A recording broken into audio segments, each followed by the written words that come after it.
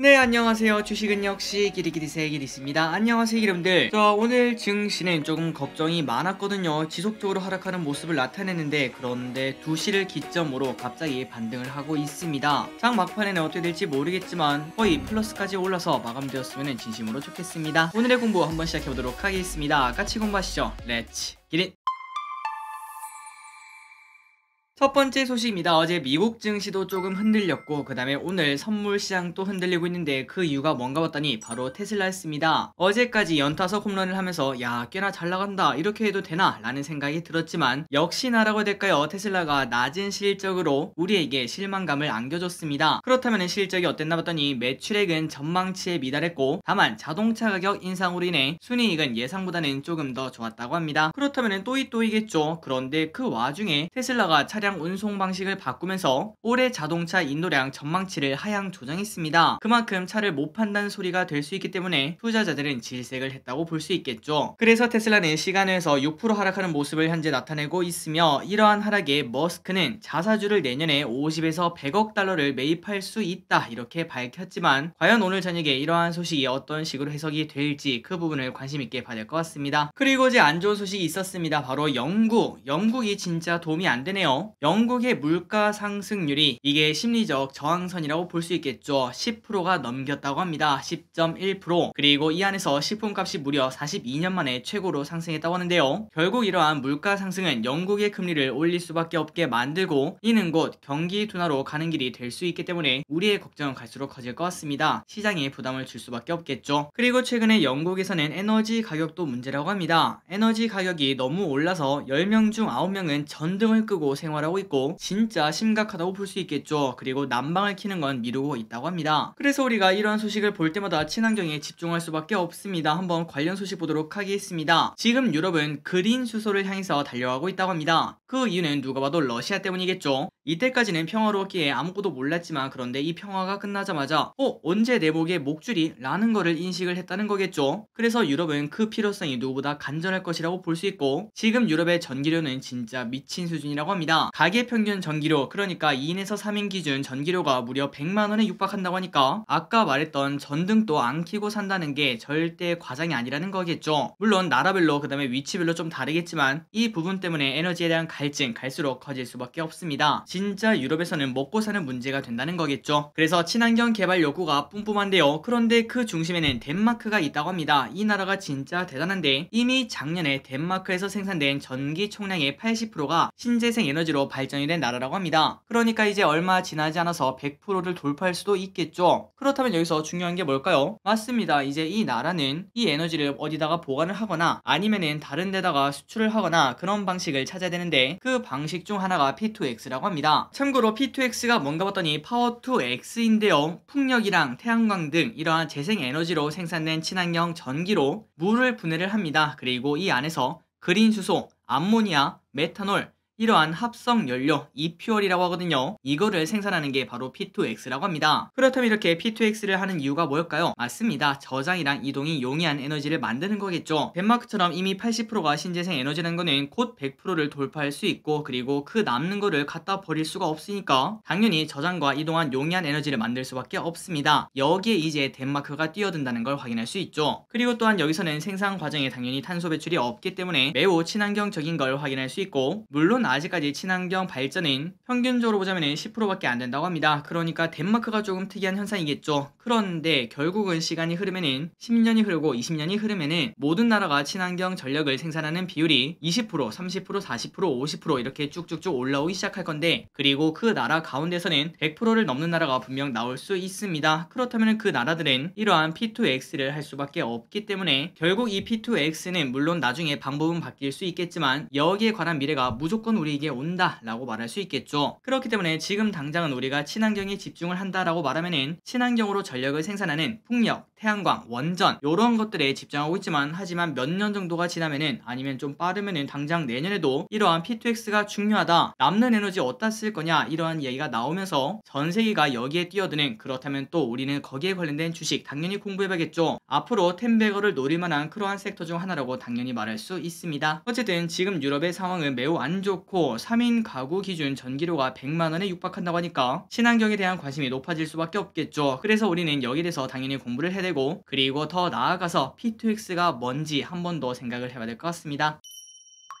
다음입니다. 어제 저녁에 베이지북이 공개가 되었죠. 어떠한 이야기가 있었는지 보도록 하겠습니다. 결론적으로는 비관적이다, 이렇게 정의를 내릴 수 있다고 합니다. 안타깝네요. 일단 경기 침체라는 단어, 이것도 13번이나 나왔다고 하고, 참고로 9월 달에는 10번이었다고 하니까 더 늘어난 걸 볼 수 있고, 게다가 이때까지 미국은 잘 버티고 있습니다 라고 말했던 근거가 뭐였죠? 맞습니다. 고용시장. 그런데 이 고용시장마저 냉각 기조를 보이는 것으로 해석을 한다고 합니다. 그래서 이제 이러한 자료를 바탕으로 다음 달 FMC를 예상을 해볼 수 있는데, 그런데 이걸 바탕으로 보자면은 야, 좋은 이야기가 나오기는 조금 어렵겠구나. 그러다 보니 지금 시장에서는 어떠한 이야기가 나오고 있죠? 12월에도 0.75 인상, 자이언트 인상을 한다라는 이야기가 나오고 있습니다. 그렇다면 연준의 목표가 원래 4.5인데 4.75가 돼버리기 때문에 거기에 대해서 우리는 또 충격을 받을 수밖에 없습니다. 결국은 이제 남은 거는 앞으로 나오는 지표일 것 같습니다. 이제 다음 달 CPI가 어떻게 나올지, 이 부분이 진짜 중요하겠죠. 과연 그러한 지표는 어떻게 나올지 우리는 지속적으로 살펴봐야 될 것 같습니다. 다음입니다. 외국인이 최근 13일째 사고 있다고 합니다. 그런데 아쉬운 거는 오늘은 좀 매도할 것 같은 그런 기분이 들죠. 어쨌든 13일째 샀는데 무엇을 샀는지 보도록 하겠습니다. 최근 들어 증시가 바닥을 다지는 모습을 나타내고 있습니다. 조금씩 올라오는 모습 나타내고 있죠. 그 중심에는 외국인인데요. 바로 13일 연속 큰 금액은 아니지만 꾸준히 매수하는 모습을 발견할 수 있었습니다. 그렇다면 외국인이 무엇을 사는가 봤더니 처음에는 시가총액 상위 종목 삼성전자, LG엔솔, SK하이닉스 이런 기업들을 크게 매수했는데, 그런데 시간이 지나면 지날수록 2차 전지에 집중하는 모습을 나타냈습니다. 그래서 어제 외국인이 크게 매수하는 기업들을 딱 봤더니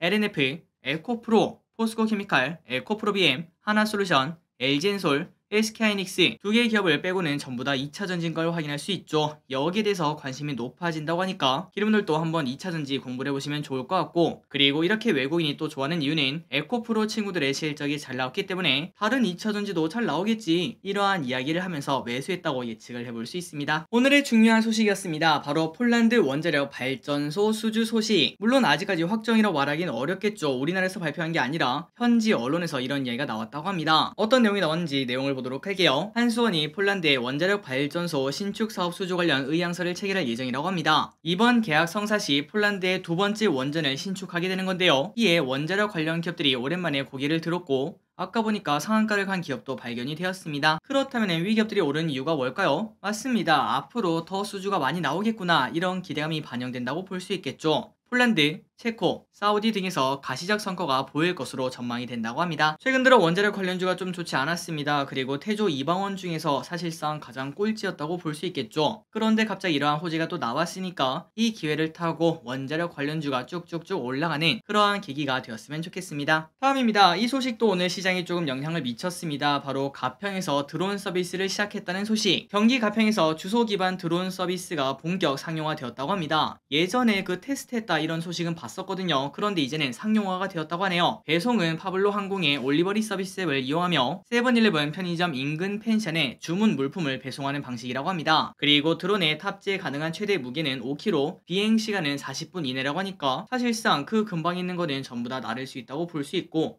5kg면은 절대 적은 무게도 아니겠죠. 그리고 드론으로 배달하면은 당연히 거리와 이동 시간이 확실히 줄어드는 효과가 있다고 합니다. 차로 배달하면은 52km가 걸리고 그 다음에 89분이 걸리는데, 그런데 일직선으로 쭉 날아가면은 15km밖에 안 되고 그 다음에 걸리는 시간도 26분밖에 안 된다고 하죠. 그래서 이 부분에 대한 매우 큰 장점이 있을 거라고 볼 수 있고, 그리고 이제 중요한 거는 이게 시작이겠죠. 앞으로 또 한 3년에서 5년 다른 도시에서도 이렇게 드론이 배송하는 모습 당연히 볼 수 있을 것 같습니다. 그리고 이미 서울시는 시작을 했다고 하네요. 드론 자율 비행을 위한 경로를 만드는 작업을 시작을 했다고 합니다. 이것도 꽤나 중요하겠죠. 드론이 어떤 식으로 움직이는가, 효율적으로 드론 배송을 하기 위해서, 그리고 안전하게 하기 위해서 이러한 경로를 만드는 걸 체크할 수 있습니다. 그리고 이러한 소식이 나오자 오늘 또 드론 관련주가 좋은 흐름을 나타냈죠. 다음입니다. 당당치킨 벌써 100만 마리 돌파. 100만이란 숫자는 절대 작은 게 아닙니다. 진짜 많이 팔리고 있는 걸 체크할 수 있고, 혹시 기름들 드셔보셨나요? 그리고 홈플러스에서 당당치킨 100만 개 돌파 기념으로 21일 21일에서 22일 프라이데이 행사를 진행을 한다고 합니다. 내일부터 이틀간. 다만 할인폭이 그렇게 크진 않네요. 10% 할인 혜택을 준다고 하니까 혹시나 기름들 당당치킨 오랜만에 드시고 싶다면 한 번쯤 가보시는 것도 괜찮을 것 같습니다. 서울기름은 주변에 홈플러스가 없는 게 진짜 한이네요. 다음입니다. 무설탕이 인기예요. 요즘 주변에서 탄산을 마시는 거 보면은 제로를 많이 마시는 거 볼 수 있죠. 펩시 제로, 코카콜라 제로, 나랑드 등 제로를 많이 찾고 있는 걸 확인할 수 있습니다. 게다가 소주까지 세로라는 무설탕 소주가 등장하는 걸 봤을 때 바야흐로 제로의 시대라고 말할 수 있습니다. 그나저나 요즘 들어 제로가 인기 있는 이유가 뭘까요? 아마도 기름들 건강 때문에 그렇습니다. 그리고 맛도 생각보다 괜찮습니다. 이렇게 말씀하실 것 같은데 그나저나 진짜로 맛이 좋아졌다고 합니다. 그 이유가 뭔가 봤더니 이때까지는 대체 감미료인 아스파탐을 많이 썼는데 여러분들 많이 들어보셨죠? 아스파탐. 그런데 이제는 펩시 제로 말고는 이 아스파탐이 안 쓰인다고 하며 그 대신에 이러한 대체 감미료를 하나만 쓰는 게 아니라 3개, 4개 이렇게 섞어서 맛을 최상으로 올린다고 합니다. 그리고 대체 감미료는 진짜 종류도 많았습니다. 수크랄로스, 사카린,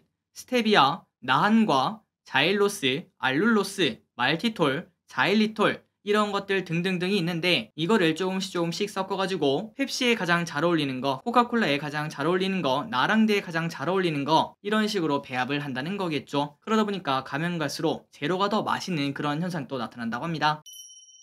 다음입니다. 이 소식은 꽤나 중요할 것 같습니다. IPO가 지금이 기회라고 합니다. 요즘 기름분들 혹시 느끼셨나요? IPO 기업들이 낮은 공모가로 대비해서 그런지 깜짝 상승이 연이어 나오고 있죠. 오늘 핀테 같은 경우에도 공모가가 8,900원인데 기관 수익이 그렇게 좋지 않았는데도 15,300원에 시작하는 걸 볼 수 있었습니다. 야, 그러면은 지금 증시 분위기가 안 좋잖아. 그래서 공모가가 얘네들이 진짜 보수적으로 잡았었는데 그 부분에 대해서 매력이 나와서 이렇게 주가가 오르는 거 아닐까? 라는 생각 분명 해볼 수 있습니다. 그리고 플러스 흥국증권은 이러한 이야기를 했는데요. 매년 10월달과 11월달은 IPO 시장의 성수기라고 합니다. 이때를 노리자는 흥국증권의 뷰가 나왔는데 이게 뭔 소린가 봤더니 최근 들어 낮은 공모가의 기업들이 많이 나오지 않겠습니까? 그거를 노려서 제자리를 찾아가는 투자를 하자고 합니다. 그리고 그 근거는 바로 과거 데이터인데요. 실제로 월별 신규 상장주 주가 수익률 평균을 보자면은 10월생, 11월생, 12월생 순으로 주가 수익률이 오르는 걸 확인할 수 있다고 합니다. 그러니까 지금 진짜 공교롭게도 딱 10월이네요. 10월달에 깜짝 상승이 나오는 기업들이 현재 많아지고 있는데 이게 11월달, 12월달이 되면 더 좋아지는 거 아니냐 이런 생각을 충분히 우리가 해볼 수 있겠네요. 그래서 여러분들도 이러한 데이터를 바탕으로 IPO에 대해서 한번 점검을 해보시는 것도 좋을 것 같습니다. 다음입니다. 이 소식은 조금 안타까웠습니다. 조선주가 어려울 수 있다라는 평가가 나왔는데요. 분명 얼마 전만 하더라도 조선의 날이 다가온다. 내년은 조선의 해다. 이런 얘기가 나왔던 것 같은데 KB증권에서는 내년을 낙관하기 쉽지 않다 이렇게 밝혔습니다. 그 이유는 바로 조선은 대표적인 경기 민감주인데 내년 경기가 안 좋은 거 우리 모두 알지 않겠습니까? 그렇기 때문에 상황이 당연히 어렵다고 합니다. 그래서 실제로 과거 데이터를 한번 비교를 해봤습니다. 2개 분기 연속 GDP 성장률이 마이너스를 기록한 시기와 그리고 미국 전미경제연구소에서 우리는 지금 침체입니다 라고 말한 시기에는 조선주는 하락하는 경향이 분명 있었다고 합니다. 물론 각각 3번씩 존재가 해서 총 6번 중에 4번이 주가가 빠졌다고 하는데 여기에 대해서는 두 가지 시각이 있겠죠. 야, 66% 확률로 빠지네. 그럼 이번에도 좀 안 좋겠다 라는 생각해 볼 수 있고 그리고 그 반대로는 야, 뭐 그래봐야 66% 아니야. 사실 반반이네. 큰 의미는 없을 것 같다 라고도 충분히 말할 수 있습니다. 그래서 여러분들이 조선주에 투자를 하고 계시다면 경기 침체가 만약에 온다면 조선주가 올라갈 수 있을지 이 부분을 고민을 해보시면 좋을 것 같고 조선주는 대표적인 경기 민감주라는 걸 생각해보자. 이게 바로 KB증권의 뷰인 것 같습니다. 다음입니다. 음마아파트 존버는 승리한다. 서울 강남 재건축의 상징인 음마아파트가 왼쪽에 보이는 이 아파트입니다. 서울시 재건축 심의를 통과를 했다고 합니다. 무려 19년 동안 재건축을 하려 했는데 못하다가 이제 성공을 했다고 하는데요. 그래서 음마아파트는 최대 35층짜리로 변신을 할 수 있다고 합니다. 참고로 지금 음마아파트의 거래 가격은 20억 내외라고 하니까 과연 이게 나중에 재탄생했을 때 얼마가 될지 아마도 그쪽 근처에 랜드마크가 된다고 볼 수 있겠죠. 그나저나 부동산에 대해서 잘 몰라서 모르겠는데 이러한 소식이 나오면은 갑자기 음마아파트의 가격이 쭉 오르는 현상이 나타나는지 그 부분은 조금 궁금합니다. 주식으로 예를 들자면은 인수합병 이야기 이런 게 도는 거 아니겠습니까? 그렇다면 주가는 보통 오르는데 아파트 가격은 어떨지 나중에 한번 확인을 해봐야겠네요. 다음입니다. BMW 미국의 2.4조 투자. 이 부분은 부분은 조금 중요한 뉴스입니다. 독일 BMW가 미국 전기차 생산 시설을 짓기 위해서 2.4조를 투자한다는 소식이 나왔습니다. 그렇다면 갑자기 BMW가 왜 미국에다 공장을 지을까요? 바로 IRA 법안이라고 볼 수 있겠죠. 그래서 여기서 노이즈가 많이 나온다고 합니다. 이거 솔직히 너무한 거 아니냐, 미국 너무 배불리는 거 아니냐, 이러한 이야기가 나온다는 거겠죠. 어쨌든 BMW가 이제 공장을 짓는다고 하는데 10억 달러는 사우스 캐롤라이나주 파튼버그 공장에 사용을 하고 나머지 7억 달러는 우드러프 인근에 새 배터리 공장을 지어서 30년까지 최소 6종의 전기차 모델을 생산한다고 합니다. 그리고 중요한 게 또 있는데 바로 이겁니다. 중국의 AESC에서 BMW에 공급할 배터리 공장을 30기가와트시 규모로 신설을 한다고 하는데, 그 말인즉슨 삼성 SDI가 BMW랑 북미 사업 이야기를 하고 있었기 때문에 야, 이거 삼성 SDI는 끝난 거 아니냐, 이거 팽당한 거 아니냐 라는 이야기가 나온다는 거겠죠. 그래서 오늘 삼성 SDI 주가가 조금 빠지는 흐름을 나타내고 있었습니다. 하지만 아직까지 이 두 회사 삼성 SDI와 BMW 두 회사의 북미 사업 논의는 여전히 진행 중이라고 하니까 아직은 어떻게 될지 결론을 내리기에는 조금은 이르다라고 볼 수 있겠죠. 어쨌든 좋은 결과로 마무리가 되었으면 좋겠네요. 다음입니다. 제목을 보고 저도 깜짝 놀랐습니다. 중국 이르면은 올해 대만 침공 가능성. 도대체 누가 이런 헛소리를 했나 봤더니 마이클 기를데이 미국 해군 참모 총장이 뭔가 갑자기 신뢰도가 높아지네요. 중국이 이르면은 올해 대만을 침공할 가능성이 있다고 밝혔습니다. 그 근거가 뭔가 봤더니 항상 중국은 조금 더 빠르게 이행하는 경향이 있기 때문에 예전에 인도태평양 사령관이 6년 이내에 대만을 침공할 것 같다 이런 얘기를 했었죠. 그 말 때문에 아무리 빨라봐야 지금 당장 뭐 침공하진 않겠구나 이런 생각을 하면서 방심하면 안 된다고 합니다. 과거를 봤을 때 중국은 항상 우리 예상보다 더 빨리 움직였다고 하죠. 그나저나 6년 이내에 대만을 침공할 것 같다 이런 이야기가 나온 이유가 뭔가 봤더니 중국은 27년에 건군 100주년이라서 그때까지 전투력을 확대한다 이러한 목표를 내걸었습니다. 그러니까 대만을 무력 통일하겠다 이러한 목표를 내세웠다고 볼 수 있겠죠. 그리고 이번에 열린 20차 당대회 개막식 연설에서도 대만 통일 전쟁을 배제하지 않는다 이렇게 말한 바 있었기 때문에 공포스러운 분위기가 계속 나타날 것 같습니다. 그렇기 때문에 또 우리는 머지않아서 갑자기 또 중국이 대만을 침공한다는 그러한 뉴스를 볼 수밖에 없습니다. 다음입니다. 2050년에는 어떤 미래가 있을까요? 한번 눈을 감고 생각을 해보고 앞에 보이는 걸 봤더니 야, 여기도 노인, 여기도 노인, 인구 노령화가 정말 심각한 것 같습니다. 한번 데이터를 볼까요? 일단 50년, 그러니까 지금부터 한 30년 뒤죠. 그때는 1인 가구와 40%를 차지할 것으로 보인다고 합니다. 그리고 중요한 거는 그 1인 가구 가운데 58%가 10명 중 6명이 60세 이상이라고 하니까 진짜 노령화가 심각하다는 걸 볼 수 있죠. 그리고 서울마저 30년부터는 가구 수가 감소할 예정이라고 하며, 그래서 우리가 이런 걸 봤을 때 인구도 줄고 그 다음에 가구 수도 주는데 집값이 오를 수 있나 이런 생각이 절로 들죠. 그래서 우리가 이런 걸 봤을 때 앞으로 언젠가는 또 우리가 사업을 하거나 아니면은 뭐 자영업을 하거나 그런 기회가 있지 않겠습니까? 그때는 1인 가구 대상, 그리고 특히 노령 1인 가구 대상 사업을 준비하는 게 매우 좋을 것 같습니다. 마지막입니다. GDP 발표 연기한 중국, 기준금리 LPR은 또 연기 안하고 동결을 했다고 하네요. 그리고 이는 시장 예상치와 부합을 했습니다. 참고로 LPR은 중국의 18개 시중은행이 보고한 최우량 고객대출금리의 평균치라고 하는데요. 그래서 1년 만기 LPR은 우량기업의 대출금리의 지표가 되고 그 다음에 5년 만기는 주로 주택담보대출의 기준이 된다고 합니다. 그래서 LPR이 그냥 사실상 기준금리다 이렇게 불리는 거죠. 그래서 지금 중국에 대한 리스크가 스물스물 올라오고 있습니다. GDP 발표를 연기한 게 조금은 심각한 문제죠. 이 부분 때문에 우리의 머리가 좀 아픈데, 일단은 GDP를 언제 발표할지 다음 주에 발표할지 모르겠지만 그 발표가 나오고 난 다음에 시장이 어떻게 움직이는지 그 부분을 확인을 해야 될 것 같습니다. 자, 오늘의 공부 여기까지 끝났습니다. 항상 이렇게 같이 공부해서 진심으로 감사합니다. 지금 시간이 딱 3시인데 지금 증시는 플러스까지 가기는 조금은 멀리 남았다라고 볼 수 있기 때문에 오늘은 결국 마이너스로 마감할 것 같은데, 그런데 내일은 또 다르겠죠. 내일은 또 빨강빨강한 그런 하루가 되었으면 좋겠습니다. 지금까지 기리셨습니다. 빠이요.